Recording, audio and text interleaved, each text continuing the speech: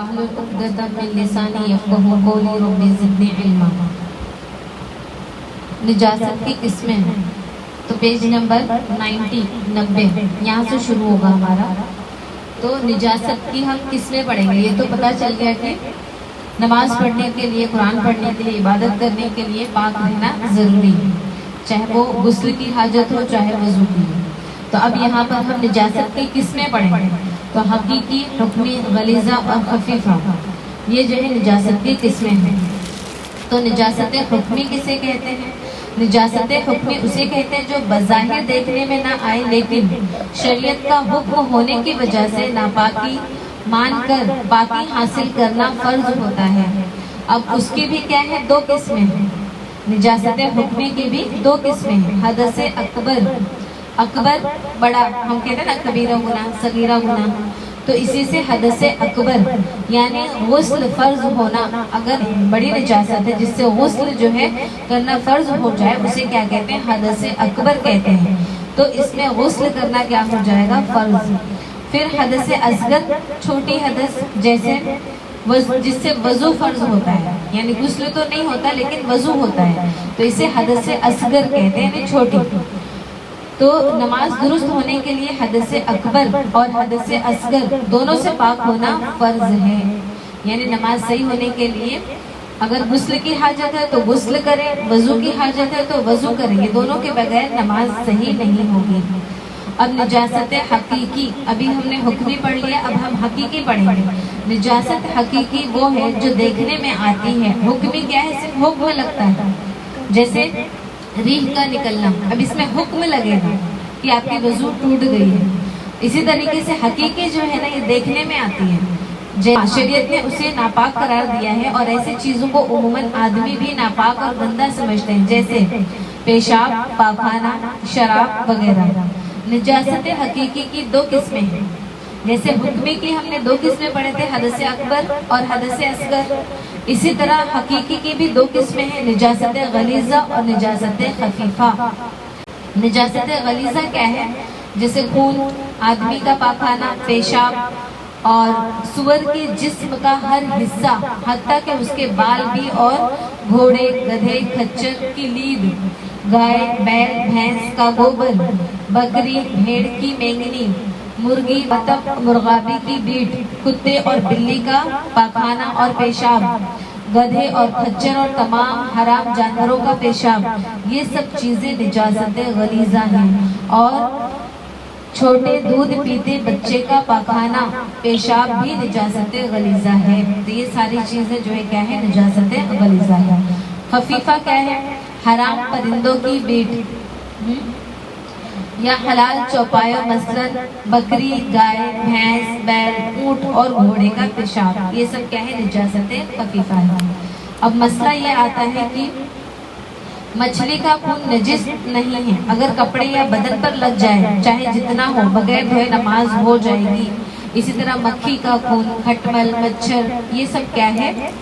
ناپاک نہیں ہے۔ مچھر کیسے؟ انسان کے ہاتھ میں بیٹھ گیا، اس نے مار دیا، تو اب اس سے یہ نہیں کہ وہ یہ غسل کرے گا یا پھر وضو اس پر فرض ہو گیا، ایسا نہیں ہے، کیونکہ اور مچھلی کا خون نجس نہیں ہے، کیونکہ دراصل مچھلی کا خون جو ہے حقیقی خون نہیں ہے، وہ دیکھنے میں تو لگے گا کہ خون ہے جب وہ لوگ کاٹتے ہیں، اسی لیے دیکھیں تمام مرداروں میں سے مچھلی ہی ایک ایسی ہے جو مردہ بھی کیا ہے؟ حلال ہے۔ اب اس کو ذبح بھی نہیں کرتے، ہم ایسے لے آتے ہیں تب بھی وہ حلال ہے، کیونکہ اس کا خون جو حقیقی خون دکھتا ہے ہمیں، وہ حقیقی خون ہے نہیں، کیونکہ خون کو اگر ہم دھوپ میں رکھ دیں گے تو خون سیاہ پڑ جاتا ہے، کالا پڑنے لگتا ہے، لیکن مچھلی کو اگر آپ دھوپ میں رکھیں گے تو وہ سفید ہونے لگتی ہے، دھیرے دھیرے دھیرے دھیرے اس کا خون سفیدی میں کنورٹ ہونے لگتا ہے۔ تو جو خون سیاہ بن جائے تو وہ تو حقیقی خون ہے، لیکن مچھلی کا خون نہیں ہے، اسی لیے وہ کالا نہیں پڑتا ہے۔ تو اسی لیے مچھلی جو ہے بغیر ذبح کے بھی ہمیں کیا ہے؟ حلال ہے۔ اسی طرح مکھی ہے، کھٹمل ہے، مچھر ہے، ان کا خون بھی ناپاک نہیں ہے۔ پھر حلال جانوروں کو شریعت کے مطابق ذبح کرنے کے بعد جب اس کا خون نکل کر بہہ جاتا ہے تو بوٹیوں پر جو تھوڑا بہت خون لگا رہتا ہے وہ بھی پاک ہے، یعنی بکرا وغیرہ ہے ہم نے ذبح کیا، ذبح کرتے ہی اس لیے ہے کہ دھیرے دھیرے جو جانور کے جسم کے اندر جو ناپاک خون ہے ذبح کرنے سے وہ دھیرے دھیرے ناپاک خون کیا ہوتا ہے نکل جاتا ہے. اب اس کے بعد بوٹیاں بناتے وقت یا چھوٹا چھوٹا کرتے وقت اگر اس میں جو خون لگا اس کو ناپاک نہیں کہیں گے، کیونکہ جو ناپاک خون تھا وہ ذبح کرتے وقت ہی اس کے جسم سے نکل گیا ہے. اس کے بعد ہم پڑھیں گے جھوٹے کا بیان، یعنی ہم ایک دوسرے کا جھوٹا کھاتے ہیں نا اس کا بیان. تو ہر آدمی کا جھوٹا پاک ہے، چاہے مرد ہو چاہے عورت ہو، چاہے مسلمان ہو چاہے غیر ہو، چاہے حیض ہو چاہے عورت ہے، جس پر غسل فرض ہے. اسی طرح ان سب کا پسینہ بھی پاک ہے. ہاں اگر منہ میں کوئی ظاہر نجاست مثلا خون لگا ہو، کوئی آدمی شراب پی کر آیا ہو یا کسی کو الٹی ہو رہی ہو، تو جب تک یہ چیزیں کلی کر کے پاک نہ کر دی جائیں تب تک یہ ناپاکی دور نہیں ہوگی. اور اسی طریقے سے دیکھیں جھوٹا جو ہے ہر ایک کا پاک ہے، چاہے مرد ہو چاہے عورت، چاہے ایمان والا ہو چاہے غیر ایمان والا ہو. لیکن مسئلہ یہاں پہ یہ ہے کہ یہ تو ایک مسئلہ ہے، لیکن اب اس کا مطلب یہ نہیں کہ ہم ہر کسی کا جھوٹا کھا سکتے ہیں. جیسے ایک عورت ہے تو اپنے گھر میں کھا سکتی ہے، چاہے شوہر کا ہے، بچوں کا ہے، جو محرم میں آتے ہیں. اب ایسا نہیں کہ آدمی کا پاک ہے تو ہر غیر محرم کا بھی کھا سکتے ہیں، ایسا نہیں ہے. یہ مسئلہ بتائے یعنی کہ مرد ہو یا عورت ہو، اسی طرح ایمان والا ہو یا غیر ایمان والا ہو، سب کا جھوٹا پاک ہے. لیکن عورت کو چاہیے کہ وہ اپنے محرم کا ہی کھائے، جیسے باپ ہے، بھائی ہے، شوہر ہے، بیٹا ہے، سگا بھانجا ہے، سگا بھتیجا ہے، تو یہ سب کیا ہے محرم. جن سے نکاح نہیں ہو سکتا وہ محرم ہے، جن سے نکاح ہو سکتا ہے وہ غیر محرم ہے. اب اس کے بعد جو ہے اسی طریقے سے غیر ایمان والے کا بھی جھوٹا پاک ہے. جیسے ہمارے بچے کالج میں پڑھتے ہیں، اسکول میں پڑھتے ہیں، ٹفن شیئر کرتے ہیں، تو یہ سب پاک ہے. لیکن اگر ہمیں پتہ چل جائے کہ فلاں شخص ہے شراب پیا ہوا ہے اور ابھی بھی شراب کی بو آ رہی ہے، چاہے پھر وہ ایمان والا ہو چاہے غیر ایمان والا ہو، پھر اس وقت کا جھوٹا اس کا کیا ہوگا ناپاک ہوگا. اسی طرح بلی وغیرہ ہے، ابھی چوہے دوڑ کر آئی ہے اور اس کے منہ میں خون لگا ہے، اب وہ کسی برتن میں منہ ڈال دے وہ بھی کیا ہوگا ناپاک ہوگا.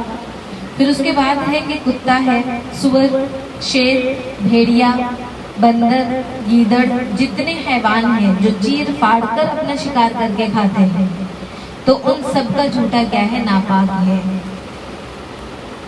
پھر اس کے بعد بلی اور چوہے کا جھوٹا پاک تو ہے لیکن مکروہ ہے. بلی اور چوہے کا مکروہ کیوں قرار دیا؟ کیونکہ اگر حرام ہوتا تو بلی اور چوہے سے کوئی گھر محفوظ نہیں، تو پھر انسان پریشان ہو جاتا. چلو یہاں تو سیفٹی ہے، لیکن گاؤں میں کھلے گھر رہتے ہیں، لوگوں کا آنا اب دیکھو مسئلہ تو صرف سٹی والوں کے لیے نہیں ہے، یہ مسئلے تو ہم 1450 سال پہلے کے پڑھ رہے ہیں. اور آج بھی ہم نے پوری دنیا تو دیکھا نہیں، آج بھی ایسے لوگ آباد ہیں جو ابھی بھی 1450 سال والی زندگی جی رہے ہیں. تو آج بھی ایسا نہیں کہ ماڈرنزم ہر طرف چلا گیا ہے، بس جہاں جہاں پہنچا ہے وہاں ترقی ہو گئی. لیکن آج بھی گاؤں کے علاقے ابھی بھی موجود ہیں جہاں پر دین تک نہیں پہنچا ہے. تو یہاں پر چوہے اور بلی سے ہم گھروں کو محفوظ نہیں کر سکتے، اسی لیے ان کا جو ہے جھوٹا مکروہ کہا گیا ہے. اگر بلی نے چوہا کھایا ہے اور فوراً آ کر برتن میں منہ ڈال دے تو برتن ناپاک ہو جائے گا، اور اگر برتن کے اندر کوئی چیز ہے تو اس کو پھینکنا پڑے گا. اسی طریقے سے اگر بلی نے چوہا کھا لیا اور اس کے بعد اچھے سے اپنے منہ کو صاف کر لیا، یعنی زبان سے چاٹ لیا، اور کچھ دیر بعد یعنی پھر اس میں کوئی بھی خون بھی باقی نہیں ہے، کوئی بھی نجاست بھی نہیں ہے، تو اگر پھر برتن میں منہ ڈالے تو پھر برتن ناپاک نہیں ہوگا، بلکہ مکروہ تو رہے گا، پھر بھی مکروہ رہے گا. یعنی بلی نے شکار نہیں بھی کیا ہے پھر بھی ایسے جیسے گھروں میں آج کل بلی پالنے کا رواج ہے، تو اگر بلی ہے تو ظاہر سی بات ہے بلی اگر گھر میں ہے تو ہر جگہ جائے گی، ہر جگہ منہ ڈالے گی. کبھی اگر کچھ کھلا ہوا رکھا ہے تو منہ ڈال دے گی، پانی ہے اس میں، تو یہ چیزیں پھر بھی کیا ہوگی مکروہ تو ہیں، یعنی ناپسند کیا ہے. بلی کے جھوٹے پانی سے وضو کرنا درست ہے، لیکن اگر بلی کے جھوٹے پانی کے علاوہ بھی آپ کے پاس صاف پانی موجود ہے تو اس وقت آپ صاف پانی میں ہی کریں گے، بلی کے پانی سے وضو نہیں کریں گے. بلی کے پانی سے وضو ہو جائے گا اس وقت جب اس پانی کے علاوہ کوئی اور پانی نہ ہو. फिर बिल्ली और दूध या सालन में अगर मुंह डाल दे तो अगर साहिब हैसियत है तो वो खाने से परहेज करे। देखिए यहाँ पर मसला बता रहे हैं कि अगर बिल्ली ने दूध में या सालन में मुंह डाल दिया है और अल्लाह ने आपको फरावानी दी है, अच्छा रिस्क दिया है, तो आप वो खाने से परहेज करें। और अगर अल्लाह ने किसी को इतनी इस्तिताअत नहीं दी, कोई गरीब आदमी है, अब उसके लिए दूसरा कोई चारा नहीं है, तो फिर खा सकता है क्योंकि मकरूह है, हराम नहीं है। फिर अगर इसी तरह किसी जगह से चूहे ने रोटी को कुतर दिया है, यानी एक तरफ से रोटी को काट दिया है और कुछ हिस्सा खा लिया है, तो अगर कोई गरीब आदमी है, अब उसके अलावा वो नई रोटी नहीं बना सकता है, तो वो क्या करेगा, उतने हिस्से को ये काट करके अलग कर देगा और फिर पूरी रोटी खा सकता है।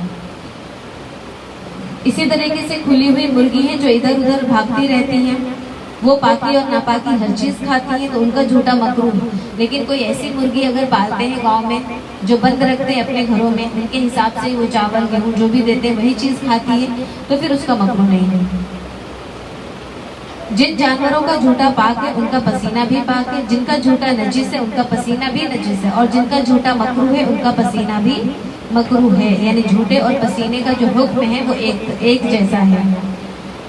फिर अपने और महरम मर्दों के अलावा दूसरे मर्दों का झूठा खाना मकरूह है।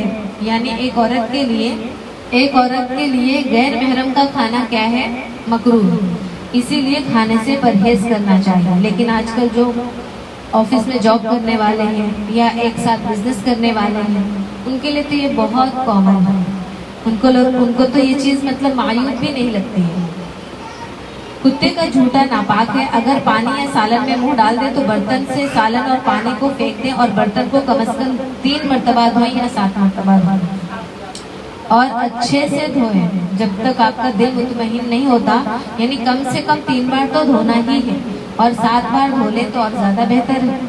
कुत्ते का झूठा यानी कुत्ता अगर सूखा है और बदन में अगर टच हो गया, कपड़े में अगर लग गया, तो फिर कपड़ा नापाक नहीं होगा। लेकिन अगर कुत्ता गीला है या फिर उसकी लॉफ कपड़े में लग गई तो अब ये नापाक हो जाएगा। अब इसको धोए बगैर आप नमाज ना पढ़ें।